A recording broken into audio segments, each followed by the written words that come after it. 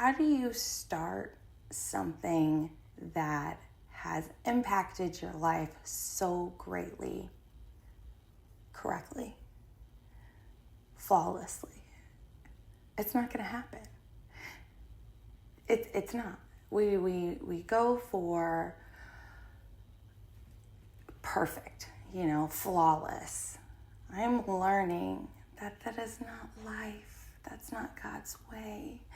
He loves us for whatever we can provide, even if it's flawless.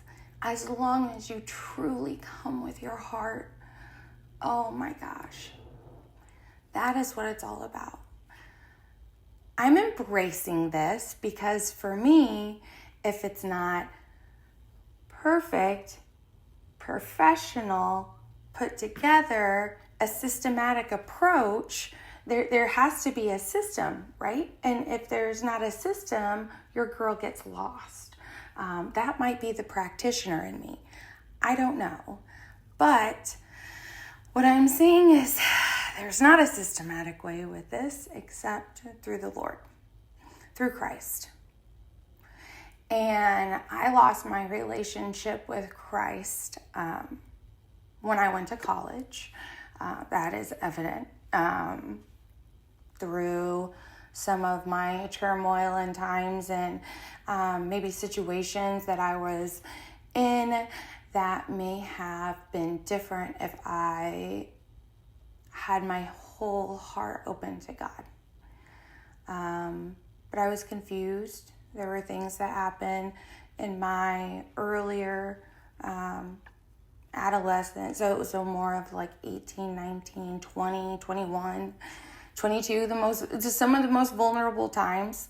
There was some hardship. And most recently, I found a book my sister had wrote. If you don't know, my sister, Kate Lowe's, passed away in 2016. Her story is so clear, and her words and her mission so evident. My sister, it was never my story to tell, though. You have to understand this. It was never my story to tell. I actually avoided probably talking about her in the past 8-9 years because it always came down to one question. What happened? And for me, there was a lot that happened. You can't sum it into that. And but one of the reasons that I think it was so hard is because I knew the truth from the beginning. And some people do, some people don't. But in her documents that I found in her book, at the very end, it says, "Sister, please make sure this is seen. I am done." To me, that was my, okay, sister, you can tell my story, And when she gave me this flash drive before she passed away, she said, "Open it when you're ready." And I hadn't been ready, nor do I really think I still have it in me, but I know that God has provided me with so many beautiful people in my life. And to be able to share this with everyone finally. And it may not even make a difference, but I have been stuck, maybe, just with secrets and who knows what and what doesn't, and don't tell that, and do tell this, and don't say that, and no, you're here, they don't agree with that, can't say that. It gets hard. It gets really hard. And so recently I have, during this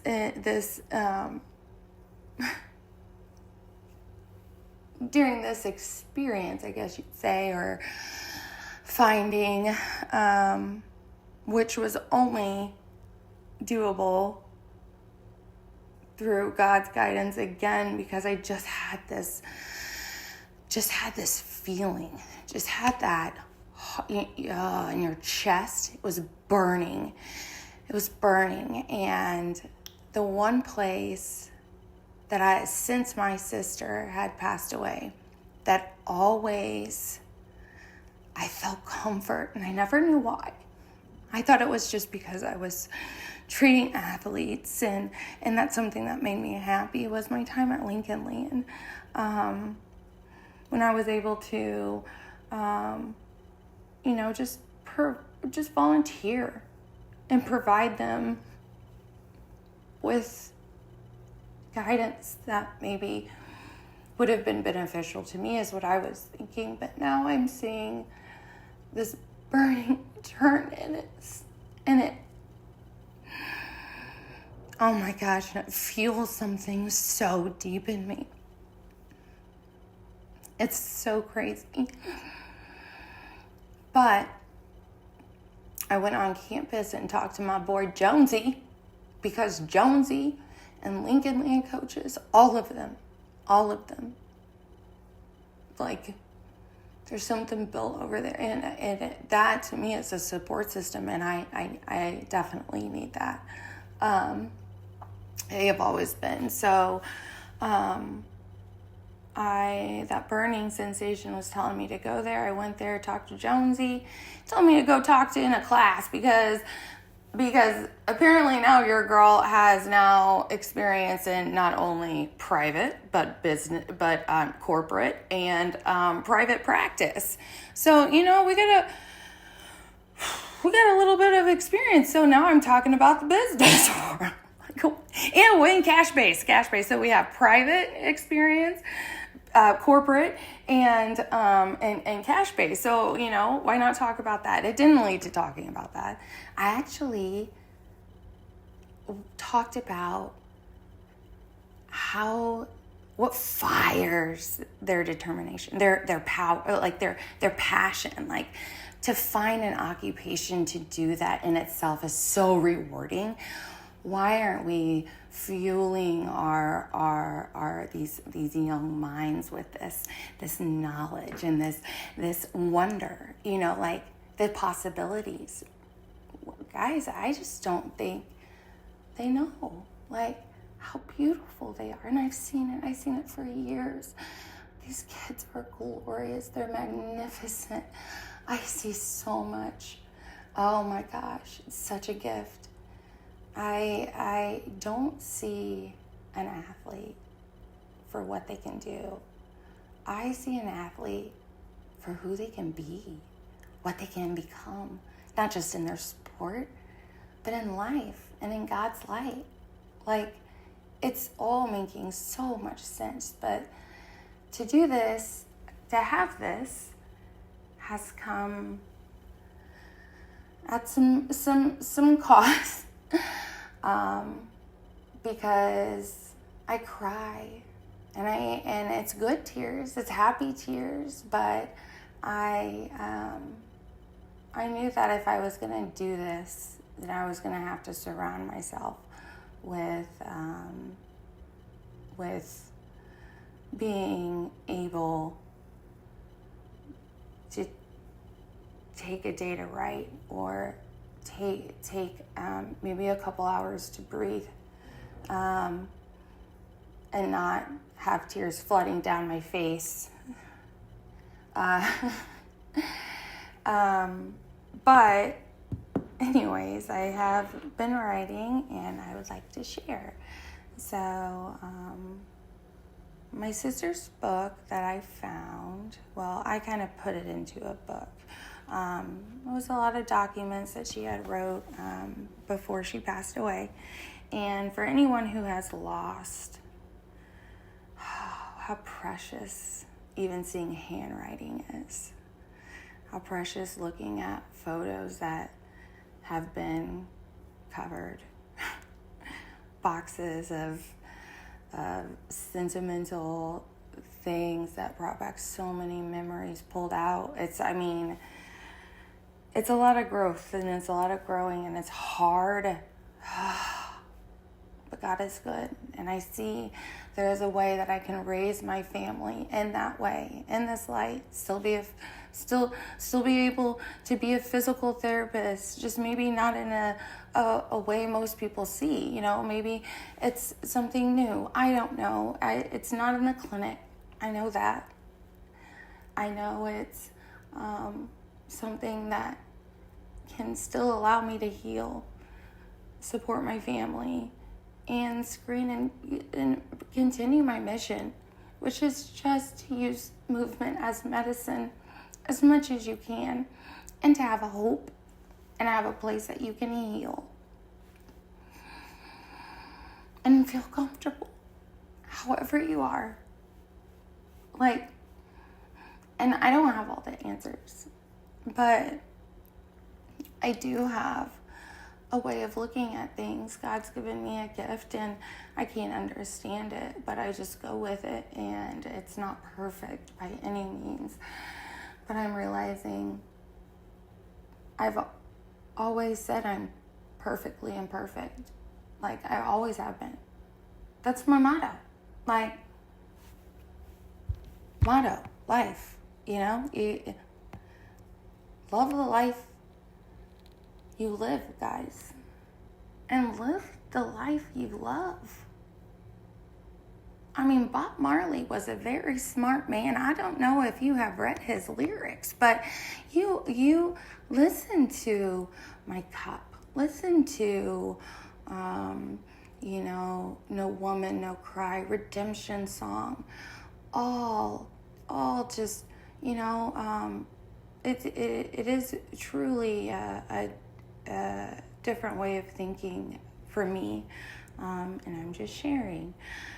So my life prayer these days, God, grant me the serenity to accept the things I cannot change, the courage to change the things I can, and the wisdom to know the difference, living one day at a time, enjoying one moment at a time, accepting hardships as the pathway to peace, taking as He did the sinful world as it is, not as I would have it, trusting that He will make things right. If I surrender to His will, that I may be reasonably happy in this life and supremely happy with Him forever. My sister Kate Lose took her life on May 20th, 2016. Her struggles are noted in her words. Please understand the weight of her journey still presses upon my shoulders, a tangible reminder of the trials we had to face and the growth we achieved together. The arduous path, filled with unexpected twists and turns, led to my sister being reunited with God. Our mortal minds cannot comprehend the eternal aspect of life. I emerged from this crucible experience of loss with a newfound resilience and a deeper understanding of myself. I find the echoes of the past linger, a poignant symphony of memories, both joyful and sorrowful. They were the threads that wove the tapestry of my life, a testament to the indomitable spirit that will carry me through. The lessons I have learned and continue to encounter are etched upon my heart, enduring a legacy that will guide my steps in the days to come.